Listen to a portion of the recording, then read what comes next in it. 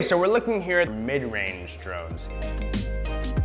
These are fantastic for their portability and ease of use. They're gonna fly further, they're gonna fly faster, and generally they're gonna have more airtime than your hobby drones. But perhaps the most significant jump is gonna be seen in the camera quality. With these drones, you're gonna be shooting a lot more high quality images and video than you ever would with a hobby drone. So these are for the next step up when you're ready to take that jump. We're gonna take a look at two of DJI's models here. We have the Spark and the Mavic. Now the Spark here comes in at around $400.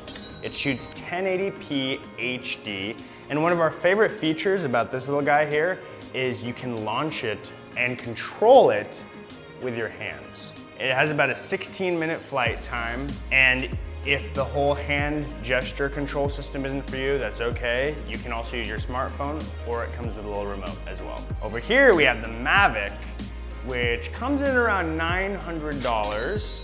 It does shoot 4K though. It seems fairly hefty, but these legs fold up to make it nice and compact. And actually, when the legs fold up here, it's just about as compact as the Spark. It has about a 30-minute flight time. And because of its size, it's a bit more stable in windy environments, making it really good and a bit more versatile depending on where you're taking it. The fun thing about this drone too, is it's fast.